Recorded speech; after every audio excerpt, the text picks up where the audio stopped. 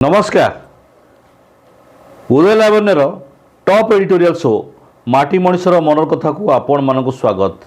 आज माटी मनीष मनर कथार प्रसंग रही बीजेडी राज्यसभा सदस्या ममता महांत कहीं देले बीजेडी इस्तीफा। आई प्रसंग भितर आम रखीचु राज्यसभा प्रसंग उपरे ये कहीं इस्तीफा देले ममता महांत। बीजेपी खेलिला खेल ममता हेबे एबे राज्यपाल। ओडिशार जो बीजेडी दल रही बीजेडी दलर 9 जन सदस्य राज्यसभा सांसद भाव कार्य करुछंती।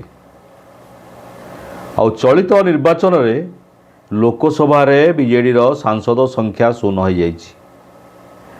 20 सीट बर्तमान लोकसभा रही बीजेपी आउ 9 जन राज्यसभा सांसद भाव रही बीजेडी। आउ या भितर बीजेपी जिते ओडिशा रे सरकार को आसिला बर्तमान गोटे बड़ खेल खेली। जो खेल खेली मयूरभंज को नहीं आ मयूरभंज महिला रायरंगपुर पूर्वतन विधायिका झारखंड पूर्वतन राज्यपाल आ वर्तमान महामहिम राष्ट्रपति श्रीमती द्रौपदी मुर्मू होउचंती सेही मयूरभंज आउ सेही मयूरभंज सांसद राज्यसभा सांसद ममता महांत को नहीं पुणी खेली बीजेपी गोटाए खेल। कारण राज्यसभा बीजेपी संख्यागरिष्ठता एते नहीं। आउ जदि ममता महांती जदे कुड़मी नेत्री राज्यसभा सांसद भाव रही तांकर आहुरी 21 मास रही राज्यसभा सांसद पद। तेज जेकोसी व्यक्ति सांसद पद 21 मास पूर्व कहीं छाड़ कौन आवश्यकता थिला राज्यसभा सांसद पद छाड़ार? ये हूँ गोटे मस्त बड़ प्रश्न।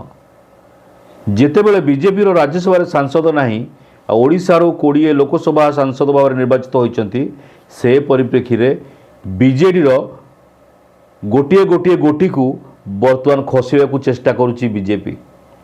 आ प्रथम गोटी भाव में बीजेपी खेल खेली ममता महांत को नहीं।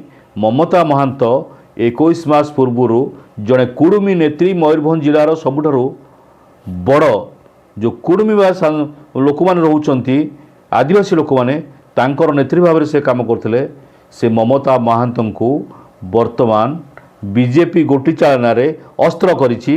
आ ममता महांती को इस्तीफा देवा बोध हुए आम जहाँ अनुमान करुँ सत्यता थाई पारे नथाई पारे बोध हुए ममता महांत इस्तीफा देइचंती।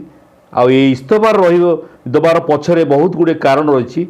से कारण भितर बोध हुए बीजेपी चेष्टा करिछि जे ममता महांत को कौन सी राज्यर राज्यपाल भाव में बसाई दिया। कारण जेहेतु महामहिम राष्ट्रपति द्रौपदी मुर्मू होउचंती मयूरभंज एवं से मयूरभंज सांसद थिले कुड़मी दलर नेत्री थिले ममता महांत राज्यसभा सांसद भाव में काम करते से मयूरभंज आंकु नहीं पुनर्बार आउ एक खेल खेली बीजेपी। द्वितीय जो राज्यसभा सांसद 9 राज्यसभा सांसद बीजेडी गोटे संख्या कमीगला एवं 8 रे बीजेडी रही। ये जो गोटे सभा बर्तमान आगामी 3 मास भीतर पुणी निर्वाचन होगा जाऊँगी से निर्वाचन परिप्रेक्षी में आम अनुमान करुचु बोधे संख्यागरिष्ठता रहिबो बीजेपी पाखरे। आ बीजेपी जड़े सांसद भाव में राज्यसभा को निर्वाचित हेबे। एबे सेमिति किछि प्रश्न आसीबा आरंभ हेलानी। आ विशेषकर आम अनुमान करुचु जे मनमोहन सामल जी कि ये निर्वाचन रे जोर जबरदस्त समस्तंकर नाही नाही केंद्रीय नेतृत्व नाही नाही किंतु एकमात्र व्यक्ति जी कि मनमोहन सामल सी कहले निश्चित भाव में ओडिशा रे सरकार करियो बीजेपी कौन सी प्रकार बीजेडी सहित अलायंस हेबो नाही। एवं तांकर दक्षता जोगु तांकर नैतिकता जोगु तांकर साहसिकता जोगु आज राज्य रे बीजेपी सरकार को आसीचे एवं मनमोहन सामल हारी जाइछंती चांदबाली। बोध हुए केंद्र स्तर में मनमोहन सामल को राज्यसभा को नेबा पई ये भी गोटे मस्त बड़ चक्रांत होई पारे। तेबे जो राज्यसभा सांसद पद खाली होईछि एठू ओडिशारू आसंता 3 मास भीतर निर्वाचन होगा जाउछि।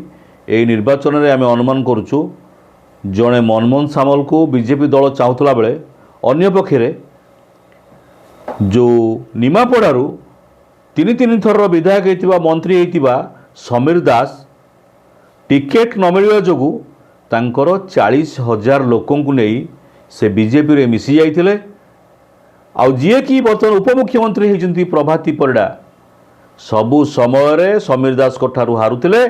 आउ चलित निर्वाचन में समीर दास जितेबले प्रभाती परिडा को सहयोग कले से परिप्रेक्षी में प्रथम थर पर प्रभाती परिडा निर्वाचित हेले निमापड़ा आसन आ बर्तमान राज्य उपमुख्यमंत्री। सेठी मध्य बीजेपी रे अन्य किछि लोक समीर दास को राज्यसभा सांसद भाव नेबाकू चाहूँगी।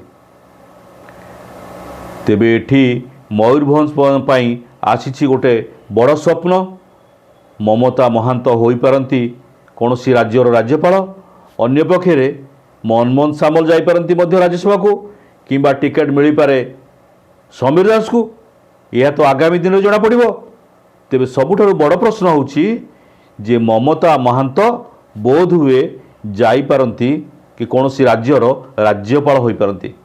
आज माटी मनीष मनर कथारे प्रसंग रखिथुलु ममता महांत प्रसंग कहीं से इस्तीफा देले आ बीजेपी खेलिला खेल ममता महांत हेबे कि राज्यपाल ए प्रसंग सहित आज माटी मनीष मनर कथा को यहीठार सारुचु। आउ एक माटी मनीष मनर प्रसंग नहीं आउ दिन आसबू रोचु। वंदे उत्कल जननी मु ओडिया, मो भाषा भारी बढ़िया, गर्व रे कहतु आमे ओडिया। जय हिंद।